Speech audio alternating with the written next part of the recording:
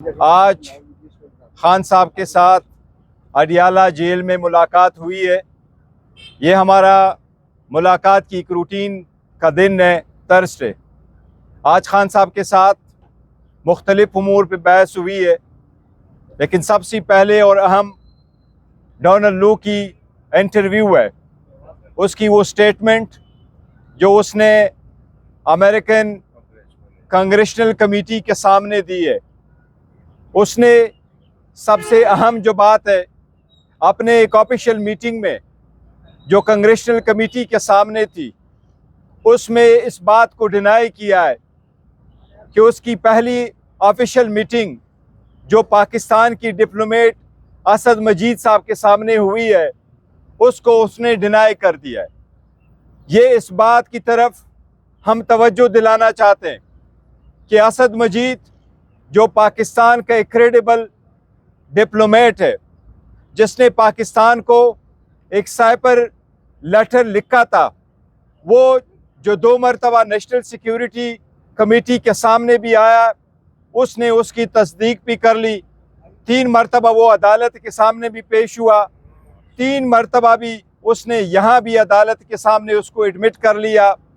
उन्हीं की सजेशन पे डीमार्च करवाया गया था, प्रोटेस्ट करवाया गया था, ये होड़ किया गया था कि इंटरफेरेंस हुई है पाकिस्तान के अंदरूनी मामलात में।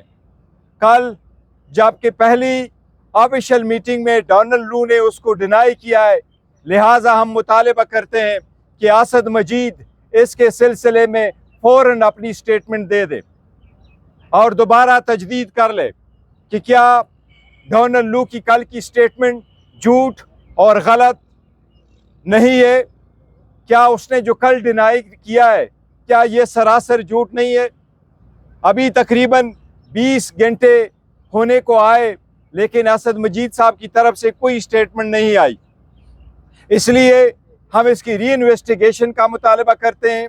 खान साहब ने पुरजोर ये मुतालबा किया है और हम असद मजीद को कॉल ऑन करते हैं कि आप इस स्टेटमेंट के बाद अपनी स्टेटमेंट ज़रूर दे दें और इस बात की तायीद करो और इसकी तरदीद करो कि उसने जो कहा है कि कोई ऐसी मीटिंग नहीं हुई है, उसको डिनाई करे, क्योंकि ये जो एविडेंस है जो उसने दी है डोनाल्ड लू ने, वो सरासर झूठ है।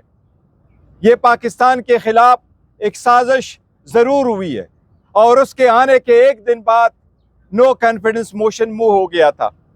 इसकी सारी कंटेंट्स अवेलेबल है, कल की एविडेंस ये बिल्कुल सरासर झूठ है और हम मुतालिबा करते हैं कि असद मजीद साहब एक मरतबा फिर अपनी स्टेटमेंट रिकॉर्ड करवाएं।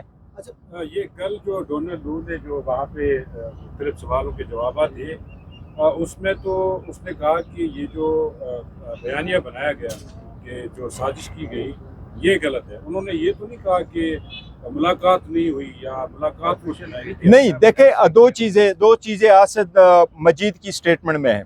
उन्होंने कहा मेरी मीटिंग हुई है और ये उसके कंटेंट से जो मुझे भेजे गए। वो डोनाल्ड लू कहता है कि कोई ऐसा नहीं हुआ है। उसने ये नहीं कहा है कि यस ये मेरे कंटेंट्स थे, लेकिन उसका ये मकसद नहीं है। इसलिए उसने जो इसको डिनाई किया है, तो लाजिम है कि असद मजीद उसको दोबारा कहे कि असद मजीद और डोनाल्ड लू के दरमियान जो मीटिंग हुई है उसके कंटेंट्स क्या थे और उनके साथ जो साइफर का कंटेंट है उसको डिनाई किया है, मुलाकात का जिक्र भी नहीं किया। लिहाजा वो सब कुछ डिनाई कर रहा है।